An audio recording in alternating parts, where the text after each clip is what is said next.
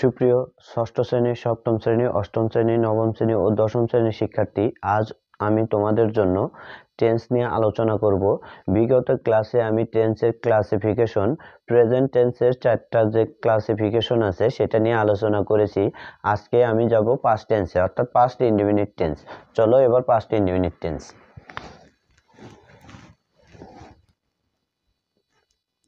Past indefinite tense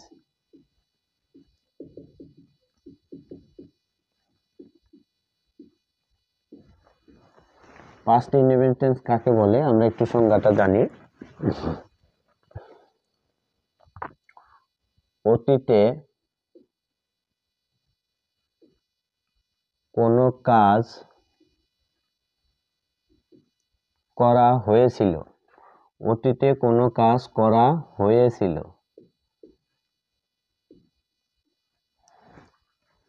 কিন্তু বর্তমানে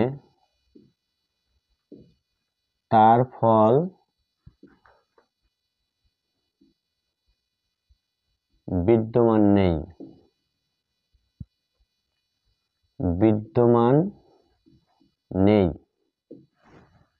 এরূপ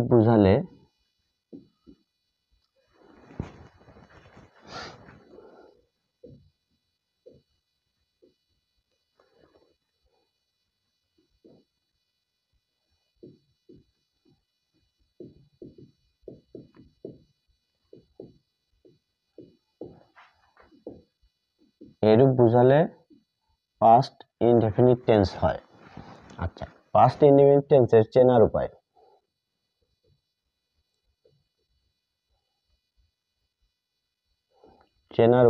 বাংলা বাক্যে ক্রিয়ার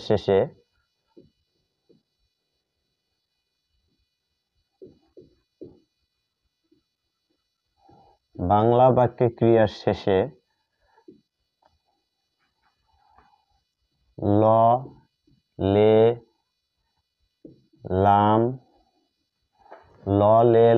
লেন, ত, তে, তাম,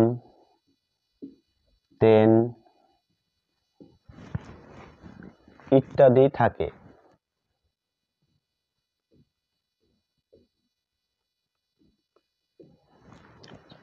স্ট্রাকচার: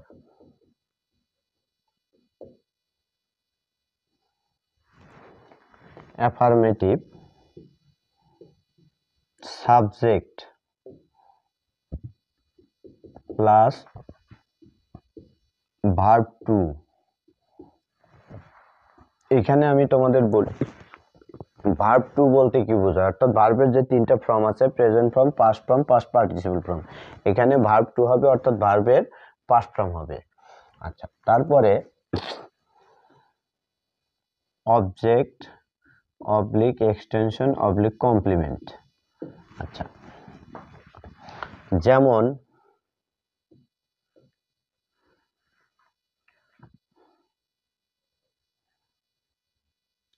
সে ভাত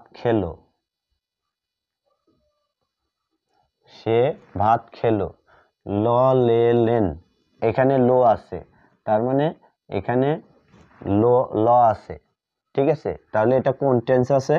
এটা পাস্ট ইনডেফিনিট টেন্স। এখন সাবজেক্ট প্রথমে হি, তারপরে কি ভার্ব টু, খেলো খাওয়া, তারপরে হচ্ছে ভাত অবজেক্ট।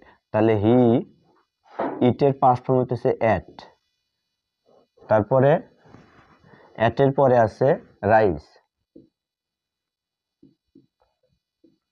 আচ্ছা, এটা গেল অ্যাফার্মেটিভ। এবার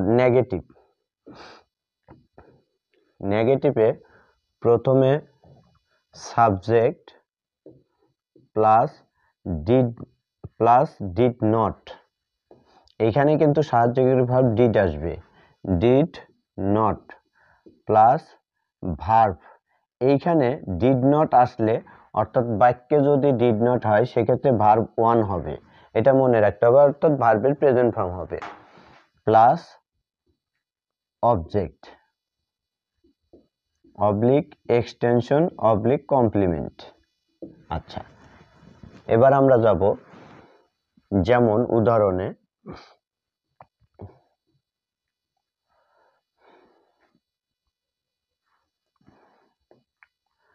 সে মাঠে ফুটবল খেলে নাই, খেলে না, লে আছে, সে মাঠে ফুটবল খেলে না।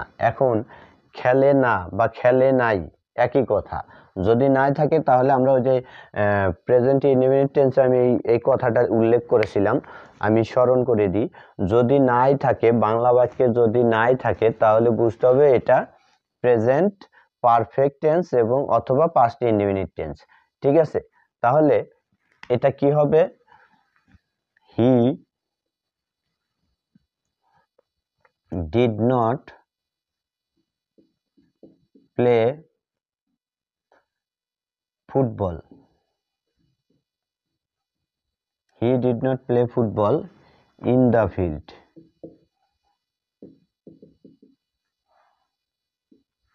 এবার আসবো আমরা ইন্টারোগেটিভ। ইন্টারোগেটিভে প্রথমে ডিড, তারপরে subject plus verb one plus object oblique extension oblique complement plus question marks.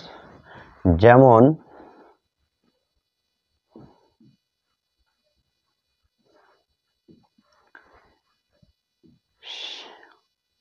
সে কি কাজটি করলো,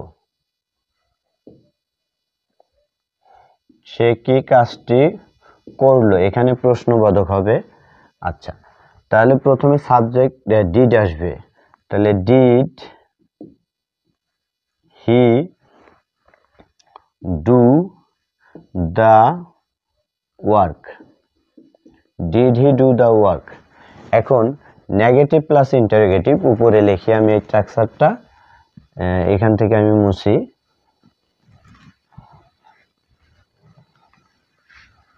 আচ্ছা, negative plus interrogative, negative plus interrogative. প্রথমে ডিড নট, যেটাকে didn't, didn't plus subject plus verb one plus object plus object অথবা extension অথবা complement plus question marks. যেমন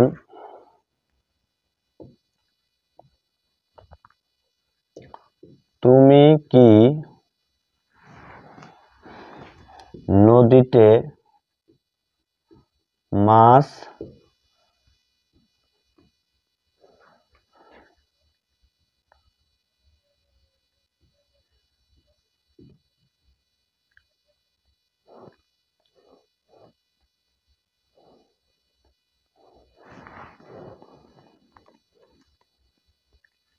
তুমি কি নদীতে মাছ ধরলে না, ধরলে না, এখানে লে আছে তার মানে এটা পাস্ট ইনডেফিনিট এবং না আছে প্লাস কি আছে তার মানে নেগেটিভ প্লাস ইন্টারোগেটিভ। এখন এই অনুসারে আমরা লিখি প্রথমে ডিড নট, তাহলে ডিডেন্ট, ডিডেন্ট ইউ, আচ্ছা ধরার ইংরেজি হচ্ছে ক্যাচ,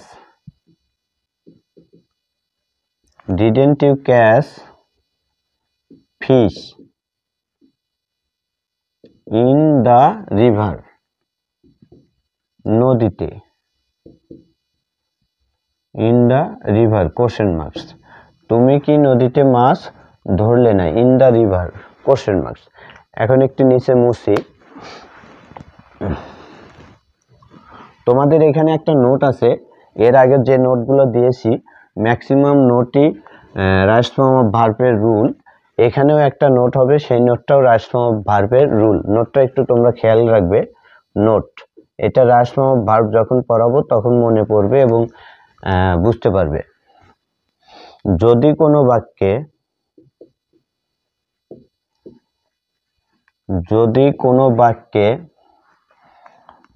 কোনো বাক্যে just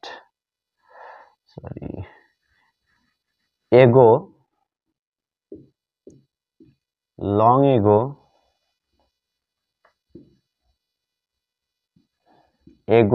long ago, last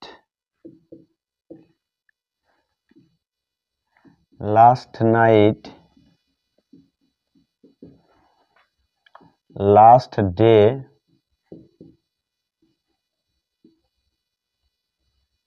last year,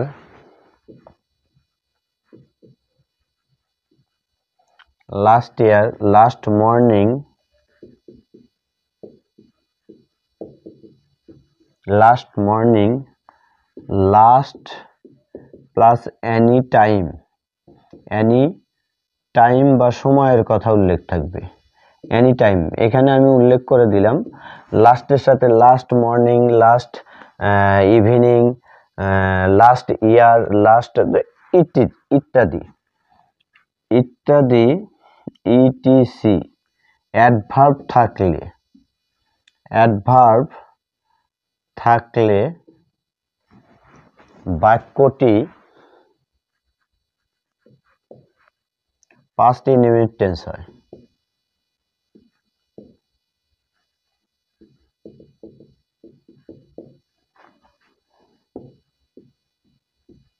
past indefinite tense হয়।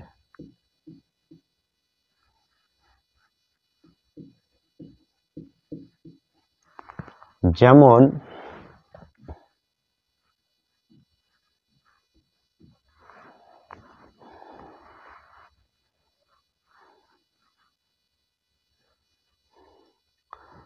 গত রাতে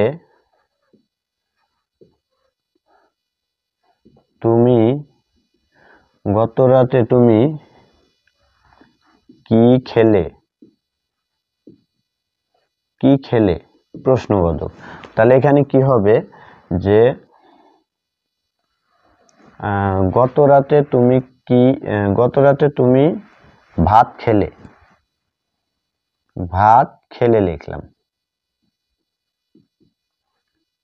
গত রাতে তুমি ভাত খেলে, তাহলে কি হবে যে লাস্ট নাইট